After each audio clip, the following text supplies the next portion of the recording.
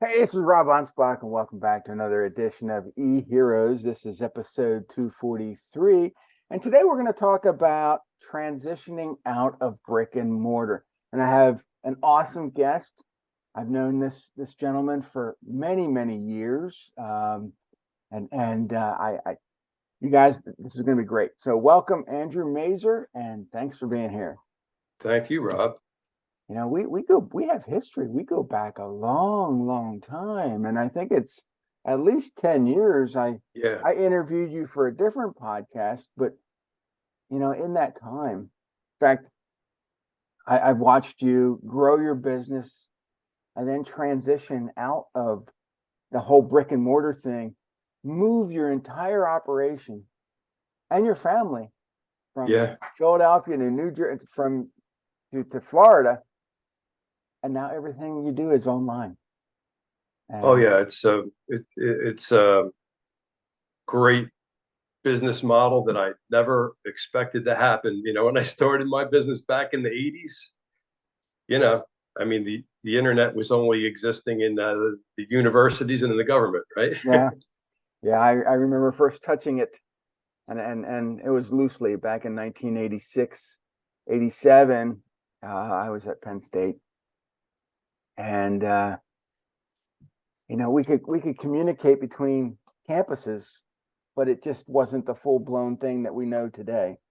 Oh, yeah. And it's just that's when you started this. You started it pre-internet, and you had this fantastic building that you housed all your products in. And so let's go back to that period of time, because I know that everybody right now is like, well, okay, Rob, so what? Brick and mortar, so what? Pre-internet. A lot of people don't even remember life pre-internet, but here we are. We're old. Well, I'm in my 50s, and you're probably just a tad bit older than I am, not much.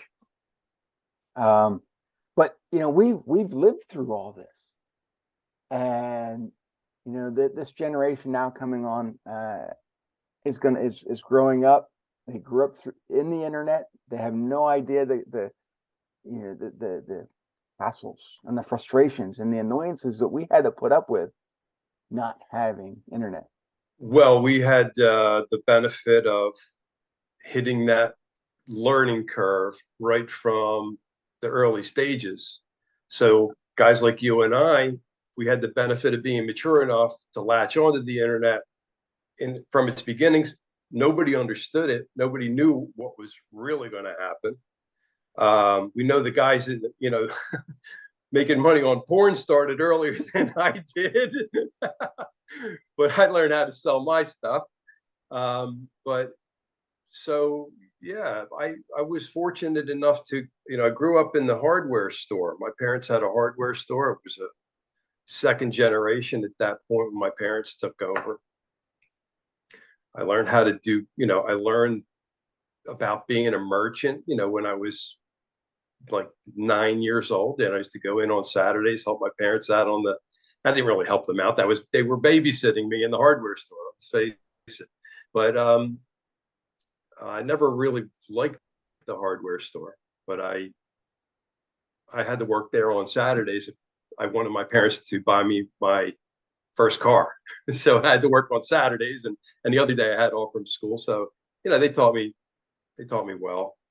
So you Uh, you, you started Mazer Wholesale in selling what? 1986, in '86, um, the business bug bit me. In about 1986, had to I had to quit. I didn't have to quit college, but I quit college because my dad had a heart attack, Hmm.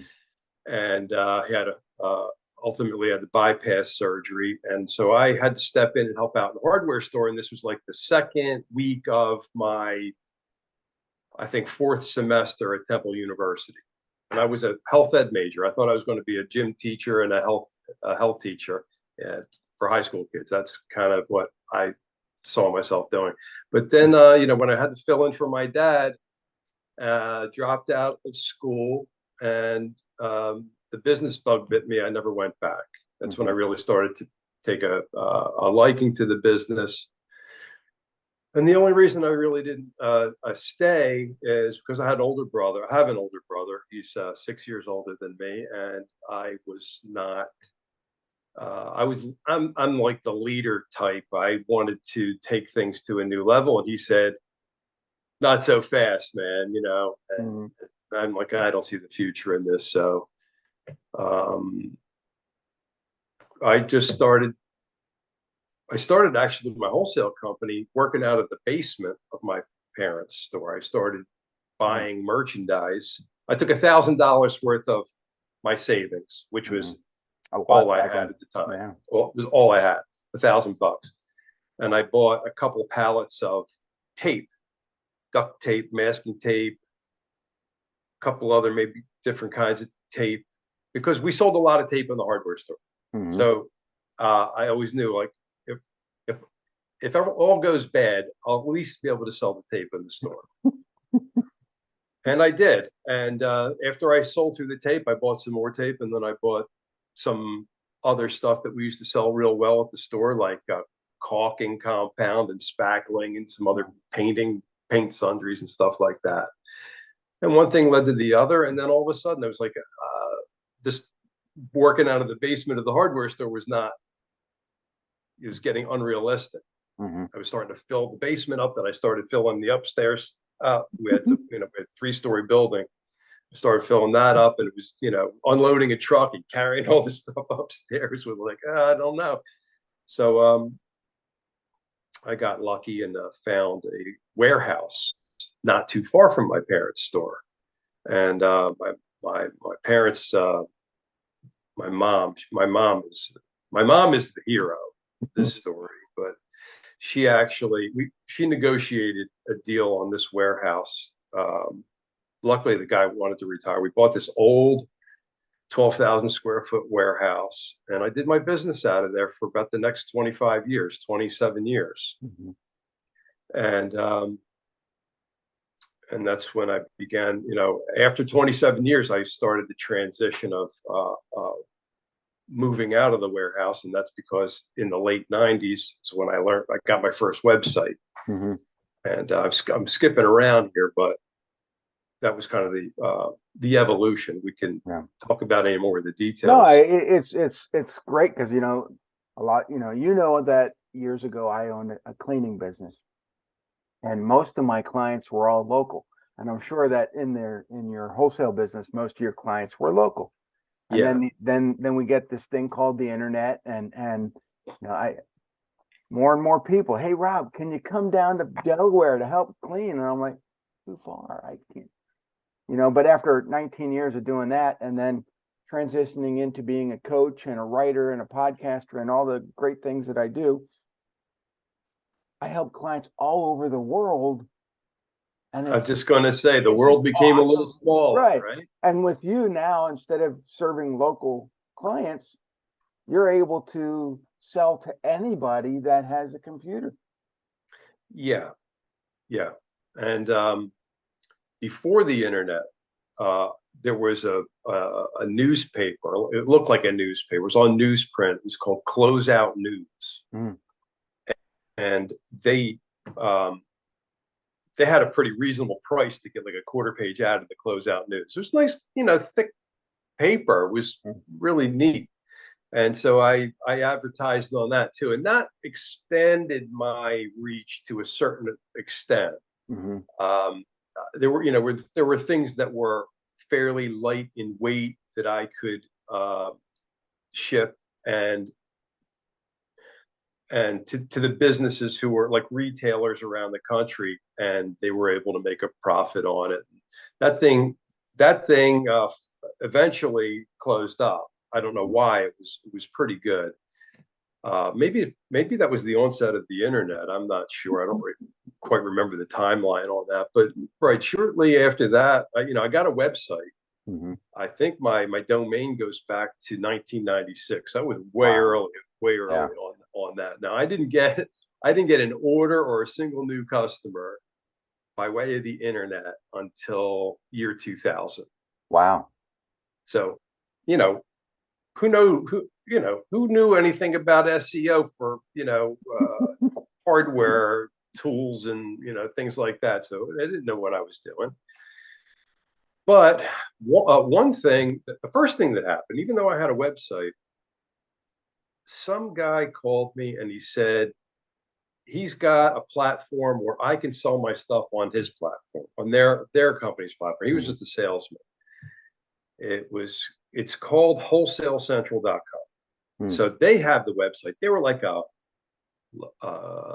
directory for all different kinds of wholesale companies, Mm-hmm. whether it was apparel, pet supplies, tools, anything really, jewelry, clothing, just tons of stuff.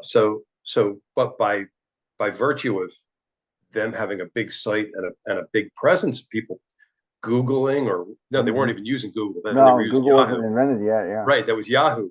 Mm-hmm. Like the first major search engine, I guess, was Yahoo. Anyway, I finally got my first, phone call. Hey, I found out about your company online. I'm like, oh, finally, finally. And it was a local guy in South Jersey. My business with Philadelphia, South Mm-hmm. Jersey is right, not far away. So the guy ends up coming to my showroom. So we didn't actually do a transaction online, but he actually came to my showroom in Philadelphia, and we did a transaction. And and then it was just gradually, more and more people started to find me, and it was really because of the Wholesale Central. I didn't really put much effort into a website until several years later, probably after I, got involved with Dan Kennedy and found out about, through that group, Mm-hmm. that, where I met you, Mm-hmm. and then Mike Capuzzi and all that stuff, where we were in a room with people that had all this different marketing expertise. Mm-hmm. Some guys were into the internet at that point. Some, there was direct mail and YouTube, video marketing and stuff. So that made a huge difference in my trajectory. Yeah, we're going back 2010, 2012, something like that. And yeah, that was just a great group of people because It was. we learned so much. Um, but and here you are packing this warehouse full of, I was gonna say crap. It's not Oh no, yeah, it's crap. I'll go. It's okay. But nowadays, you don't have a warehouse. You drop ship everything directly from the manufacturer, and you're collecting checks and living in Florida. I mean, it's just that Yeah, to me is the ultimate way to run a business. yeah. I'm really fortunate that I went down this road. It's been great. Knock wood, business has never been better. My last 3 years since I moved to Florida, since I left any possibility of running around to different suppliers and gathering merchandise and shipping to them. I mean, those are the old days. Now it's only been 3 years, but those are the old days. I don't have to do that anymore. I made all these relationships over decades with American manufacturers in some cases, and lots of importers. And so I maintained my reputation, and I maintained relationships with them. And while I was selling down on the merchandise that I had in the warehouse, I still customers would place orders, and if I didn't have the stuff in the building still, I would contact the vendor and said, "Hey, I'm out of this item or these items, and I have an order. Can you just drop ship it for me? I'll send you the bill of lading or the UPS labels, whatever." So I would email that stuff, and they would ship. They said, "Yeah, sure." So luckily, I had these old relationships where typically they wouldn't want one shot deal orders and stuff like that, but they knew me. They Mm-hmm. knew I paid my bills, and they knew that I was a pretty good customer for them, so they stuck with me. and I stuck with them. And now, and now we're doing it. And my website, by virtue of the fact that I learned a lot about search engine optimization, and by virtue of just having a really, really mature Hmm. website and domain, and back then my website was was junk. There was no e-commerce or anything Right. like that. Now there's e-commerce, and I make my toll-free number quite visible so people can contact me by phone, by email. I'm not one of these companies that doesn't show their phone number. Right. I want calls. Yeah. But now I do business. I do business the customer's way, whether it's phone calls or whether it's online or whatever. And you brought up a great point, because I see a lot of websites nowadays with no phone numbers. And I Yeah, cannot stand that, because one, I don't know who they are. I want to be able to contact them, and you don't know if you're just emailing them where they're coming from. Could be in China, could be Philippines. I mean, yeah, it could be New Jersey, it could be Philadelphia, but by and large, having that phone number there gives people the confidence that if they have a question, they can pick up the phone, call, and get a human on the phone and answer the question. yeah. I'm really big on that, man. I'm really big on the live answer. Sometimes all the lines are busy. They'll go to voicemail. It Hmm. happens, of course, but that's a differentiating factor today. That Hmm. I mean, that's like marketing. Yeah. You answer the phone like, oh, somebody, oh, I wasn't prepared for somebody to actually answer the phone. Why'd you You know, we call? we get that. We get that all the time. Hmm. Oh, wait, oh, like they're caught by surprise. And like, oh no, we like to do business here the old-fashioned way here, Hmm. and they love it. People love Yeah. it. Um, the other thing I was going to say is the fact that we sell wholesale. Hmm. Our minimum order is at least $100. Hmm. So people want to get their questions answered. That's a minimum order. So, our average order is over $500. Hmm. We're a wholesale company, but we sell to consumers Hmm. as long as they're ordering, the minimum. Let's say, for example, we sell window blinds. Hmm. Most of our customers, our better customers, are apartment buildings, um, guys that rehab houses, guys that have even just a couple of rental units. Hmm. Because if somebody buys a half a dozen window blinds, it could easily get over $100. Hmm. So we sold a lot of consumers, uh, but it's a decent order. It's a decent order. $100 order. It's not a big profit, but Hmm. all things combined, at the end of the day, we made a living. Hmm. And so, and also that's also a differentiating factor, because on Amazon, they don't really sell blinds by the case. They sell them one by one. So the same blind that I'm selling for $12.85, they're getting like $22.50 for it. Hmm. But I'm not selling one. So Right. if they want six, they're shopping around and they Hmm. find me. They can use six of the same size. If they can't use six of the same size, I'm not selling it, because I don't sell individual pieces. But that's the kind of way that it evolved. Right. We're still a wholesaler. Hmm. People say, I like to buy six, but I want two of this size and two of this size and two. I said, no, we don't do it that way. Sorry, you got to go to Walmart or Home Depot. I don't do that, but I don't compete with them because I beat their prices. Yeah. And see, that's the thing, is that, I look around and see what other people are doing, especially when it comes to online, like fulfillment by Amazon. And they pick a product, or they pick a few products, and, oh, I'm going to make all my money selling baskets, or paint supplies, or whatever, dude. Just find something unique that is you.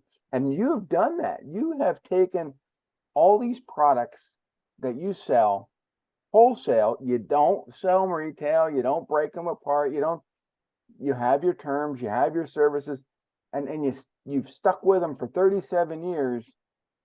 And that's what's given you a following. And people trust that. They pick up the phone, they can call you then, and You'll share your experiences and your stories with them, and whether they buy it, that's fine. But it's when to say no. The only thing I miss about the old way of doing business, I Oh, used to go out and you sell. miss that warehouse, don't you? No, I don't miss the warehouse. No, I miss going out to visit the customers. Hmm. Uh, when I first started, I was walking into the customers with a cardboard box full of samples Hmm. and giving them the prices, and a lot of guys, turned me down because they were like with Ace Hardware or True Value Hardware, and they kind of needed to stick with their co-ops. We call those co-ops, Hmm. cooperative distribution, and but they needed to, if they didn't spend like $200,000 a year, they couldn't get the best prices from their co-op and get the weekly delivery and stuff like that. So they had to spend a certain amount of money. Now, some guys, their businesses were really good and they can buy from the local wholesalers and the co-ops. And but the point is, where I was really going is the relationships that I made by going out in sales, uh, first introducing myself, then following up and making a route going around Philadelphia, South Jersey, Hmm. even all the way down to Baltimore. I used to go visit customers. Hmm. And, you know, first I was just going around Philadelphia. In the 80s, when I first started, Rob, all the customers were older Jewish guys. And they had raised their kids, send them to college. So their kids, they were going on to careers in law and accounting or whatever they were doing. They were going to be professionals, Hmm. and then they were selling. The owners, when came time to retire, they weren't letting their kids. The kids didn't want to take over. They sold to Koreans. Hmm. All that's what the Koreans started coming in heavily in the 90s. After the Koreans put their kids through college, the Koreans started retiring, and the Pakistanis and Bangladesh and all the Middle Eastern countries started coming in. But no matter what, and this is a lesson that I'm always telling my kids and other people, is some people are assholes. Some business owners are assholes, and some business owners are fun and pleasant and beautiful and great, and the but it doesn't go by their religion, it doesn't go by where they came from, it goes by their own particular personality. Hmm. You can't, there's no stereotyping. Right. You and people that don't understand that, they just haven't been out there long enough, because I met, I had relationship with some great people in all of so many different nationalities and ethnic backgrounds, and that was really an eye opener for me. And I'm lucky to have experienced that. Yeah, and you don't experience that selling to an invisible person online. Right, that's the only thing. And That's the thing I'm missing. I don't get as much of that right. that personality exchange Yeah. as I used to. Yeah, and But the that's money's good. But the money's better. less hassle, less frustration, and Yeah, yeah. yeah, it's but you moved right before the pandemic. You sold the building. You said, okay, we're moving to Florida, and you did it, right before the pandemic hit, or right at the beginning. Well, before we actually bought the place in Florida in 2019 on December 31st. There was no pandemic then. It didn't Hmm. really hit us in our region of the country until the very end of March. Hmm. It was just Of 2020. at the spring break of 2020. Hmm. So we didn't escape to Florida to get away from the pandemic, but that's when we actually moved, because when COVID hit, it was like the last day of spring break at my kid's school, and the last day before spring break. So we said, hey, we already own the house. We didn't have any furniture in it. but we drove down. We got a couple air beds. We slept on air beds and a couple of folding chairs and a folding table. And our neighbor a neighbor we met brought some silverware over. We were eating on the folding table, and then like at the time they said we're going to resume school in 2 weeks.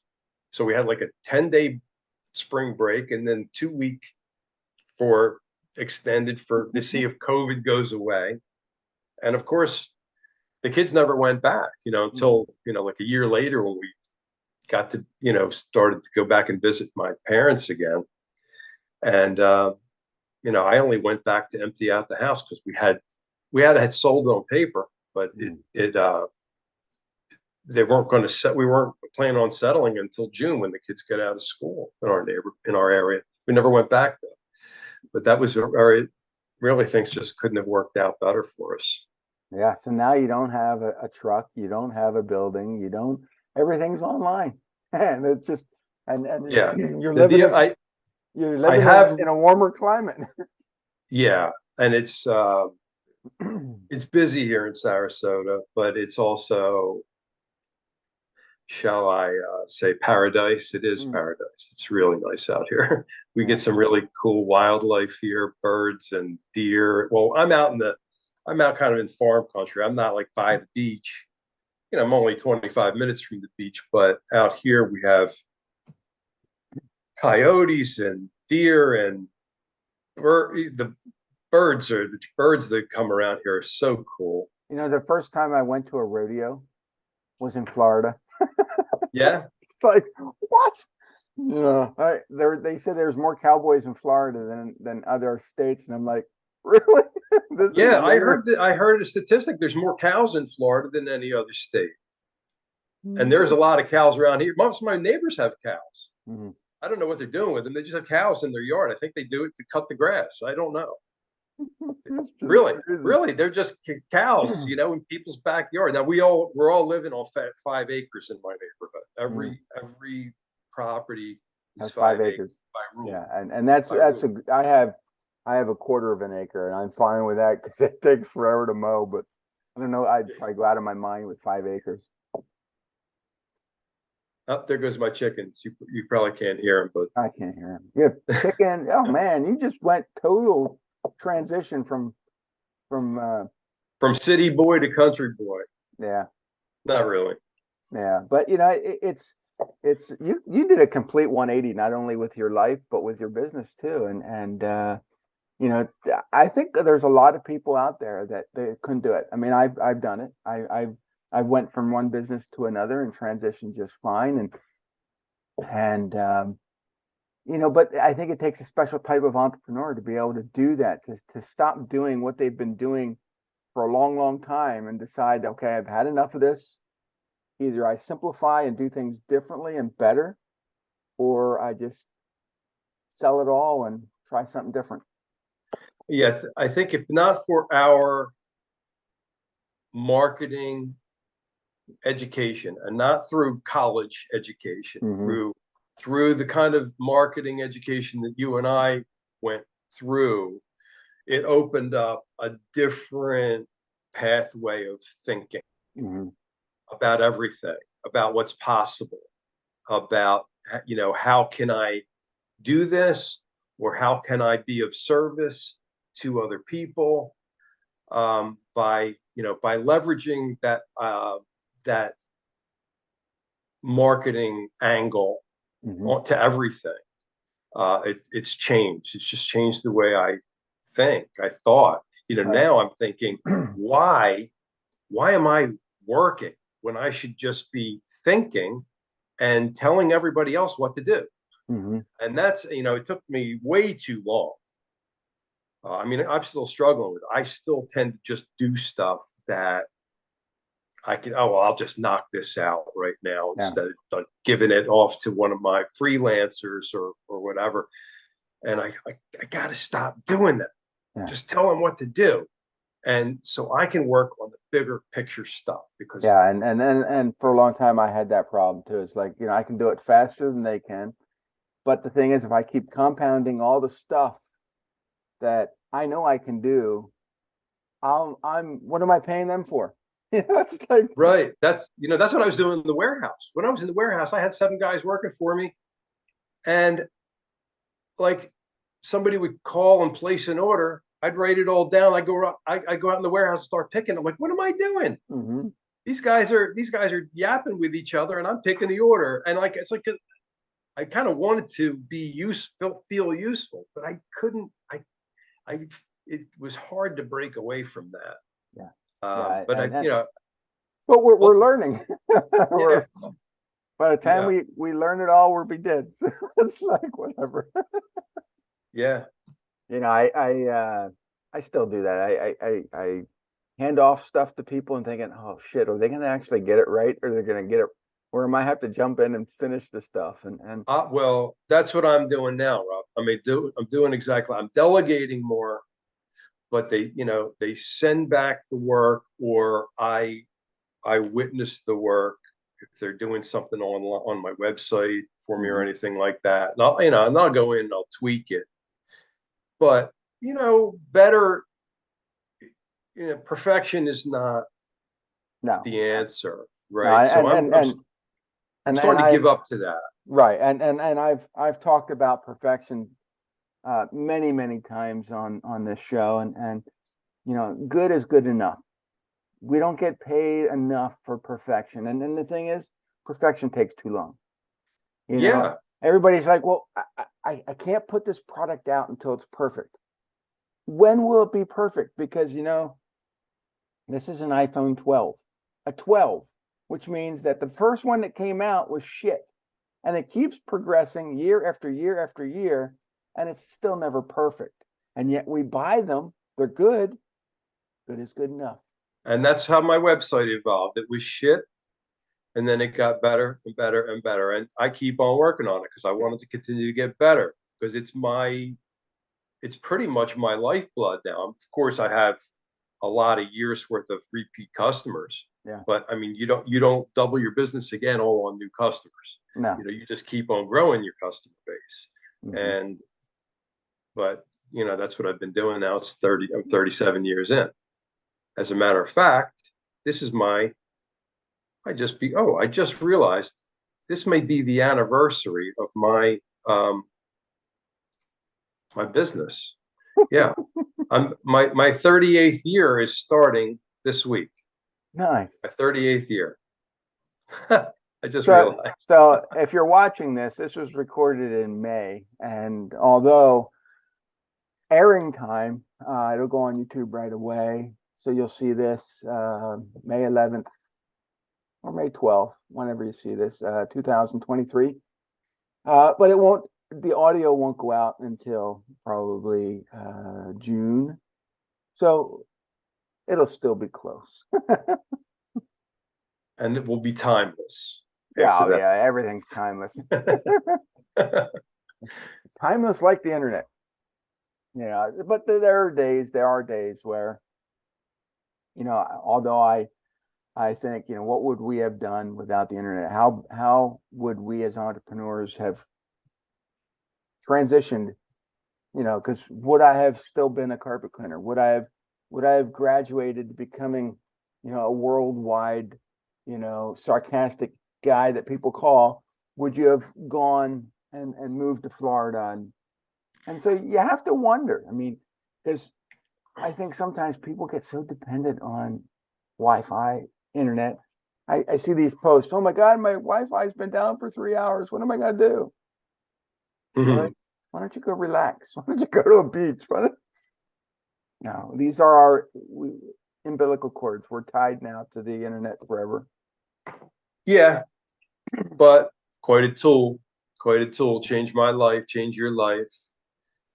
Um, And the thing is, I read a post earlier today, and it was about I think this morning it was the person was telling about the importance of reading books. And I've written a lot of books. I've even read a few of my own books. But yeah. it was going on about if you read so many books, you do this, you do that, you get 1% better every day. And I know a lot of smart people who never read books. I know a lot of smart people who own businesses that won't pick up a book to save their life. They get their information from the internet. They watch TV shows all day long. People think, well, that's going to rot their brain. You know what? It's content. And all that content is coming in and you're deciphering it and you're figuring out, okay, well, that guy on, excuse me, that guy on TV created something. I'm going to get inspired. I'm going to do this. I'm going to do that. Yes, books are great. And I want you to buy all my books.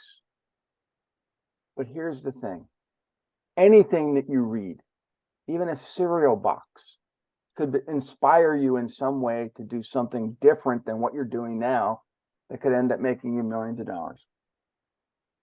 Yeah, well, as long as you are, consuming, getting yourself out there, and not just scrolling on social media, Right. and not just um,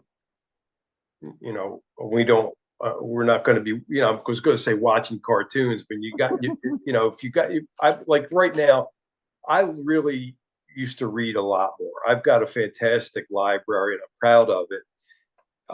But there's so much stuff that I do learn on YouTube. I Mm-hmm. don't really use YouTube for entertainment. I use it for, getting ideas and learning stuff and learning what's new.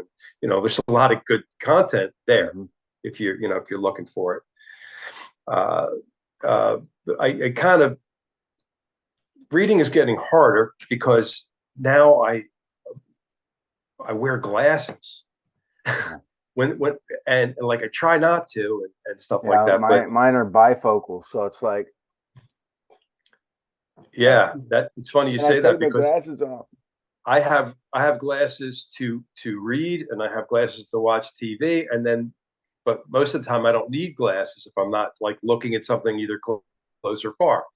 And so I have two pairs of glasses. I can't do bifocals because that won't work for me either. I'll just probably get dizzy, just Mm-hmm. fall down. I don't know, but that's a little bit of a pain in the neck. But um, So is that Captain Kirk behind you? oh yeah, Kirk. He's one of my heroes. And then Secretariat. Can you see Secretariat up there? The horse in the picture, yeah. Yeah. So that's an inspiration, for me. And then of course, uh, Mazer Wholesale is mine. So uh, how so how do people find you? They can go to your website. well, the website is, if they want to see what I'm selling, uh, Now it's not they like have to if they're listening or watching this program, they have to buy from you. That's well, the they deal. go check it out. If you need something, sure, go ahead. It's not like one of these websites where, it's something new all the time, a new fashion, a new style. The stuff that I sell, it's kind of like bread and butter. I mean, there's nothing on my website probably that mostly every adult could identify and know what it is. I Hmm. used to serve hardware stores. That was my first thing. My parents owned a hardware store, so I was the rebel who went into the wholesale business, but I was serving hardware stores. Then I started selling to in Philly. We used to call them discount stores. They were like the 5 and 10 type. They would sell anything. Now They it's would kind of sell like the personal dollar care stuff. stores and Then it transitioned into dollar stores. So I started selling dollars. Dollar stores started to seek me out because they found out that I had like paint brushes and paint rollers and tape that were by nature dollar retailable. hmm The hardware stores might have sold them for $1.39 or $1.69, but the discount stores and the dollar stores could sell for $1. So they became the dollar stores became really good customers because they would buy volume. Hardware stores would buy half a dozen of something. The dollar stores would buy 6 cases. hmm And even though it was cheaper stuff, yeah, cheaper stuff, but the volume was big. They were the ones that started buying $1,000 orders from me. The hardware stores were buying two, three, $500 orders from me. So I was still making the same, still making more my margins. Um, so that was, that accelerated my business when the dollar stores started happening. And then they actually, obviously, they've recently transitioned because of the wholesale costs now are just too high for dollar stores. Even Yeah. Dollar Tree, the biggest dollar store in the world, it doesn't even sell stuff for $1 anymore. Yeah, it just you know, COVID changed the way people think, I think. That changed the dynamics of employees' cost. And I'm not saying it's an excuse, but you know, it did change a lot over the last 2, 3 years, and some things you can't even get anymore. And it's like Yeah, I'm not even sure that they're even trying, but it's I just I look at you and think, wow, you've been doing the same thing mostly, whether it would be a brick and mortar or now online for 37 years. You started before Amazon. You're not even competing with Amazon, right. and you're still, you know, you have a great following. People are buying from you, and you still love what you do. I do. I do.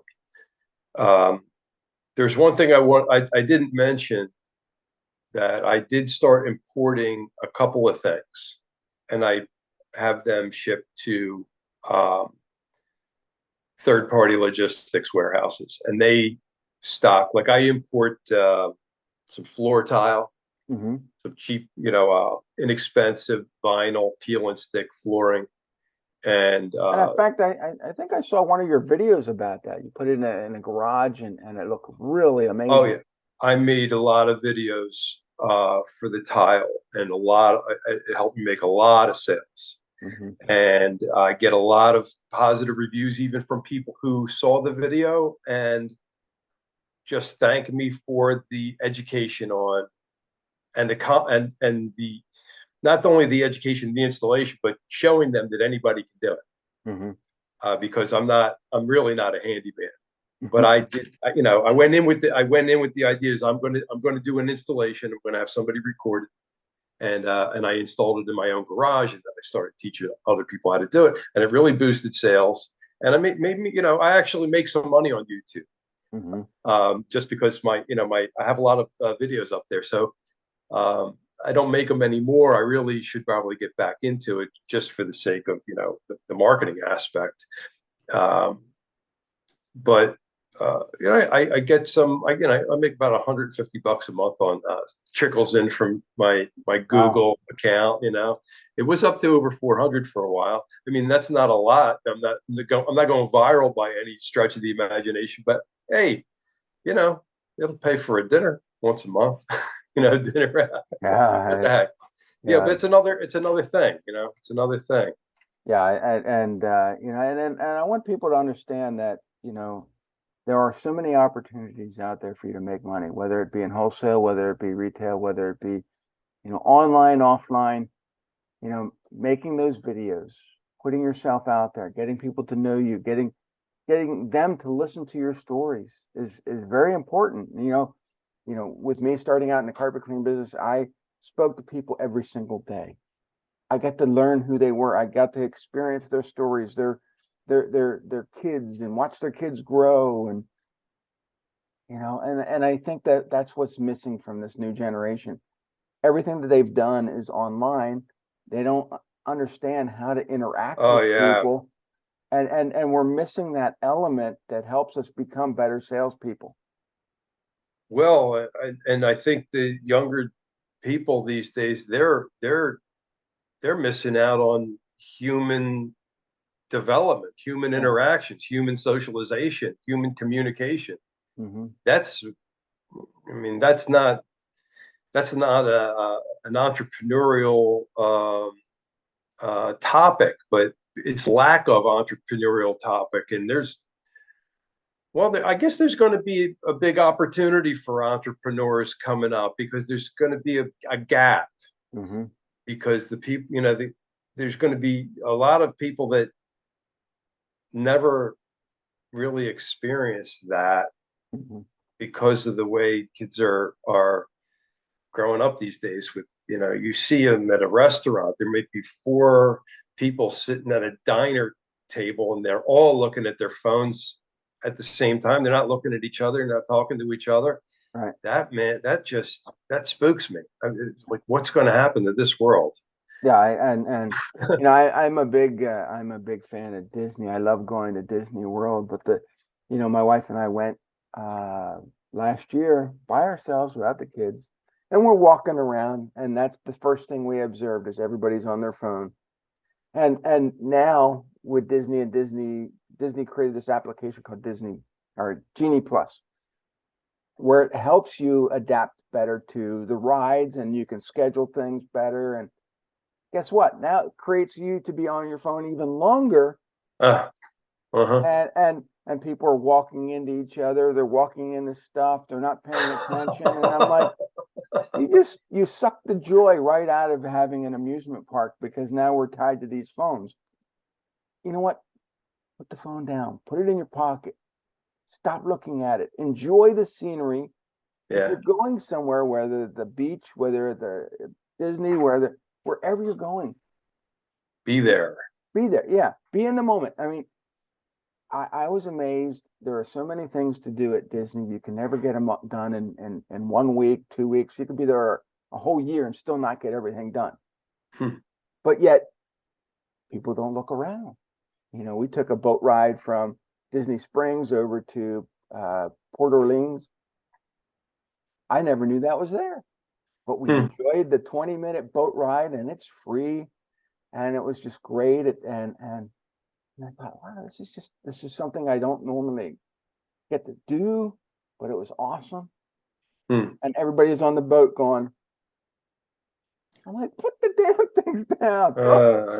Yeah. But that's the world we are. I mean, but you have to consider this. This is a tool. This will make you money or it'll suck your time. Which one do you want it to do? Good point. Yeah. That's definitely true. So we're coming to the end of our time, and I want everybody to go to Andrew's website. It's mazerwholesale.com, MAZER wholesale. Yeah, like his shirt. Got some great stuff on there. You'll learn more about them, and you can always catch up on. Are you on socials at all? That they can also friend request you. Yeah, I'm on Facebook. So you can stalk them over there. Yeah, you can say hi. I have Mazer Wholesale has a Facebook page. I don't do much on there. And the thing is that there are people out there that tell you to be omnipresent, to be everywhere, to be have a website, to have socials, to be. Some of us don't have that much time. Some of us want to enjoy life just like our phones.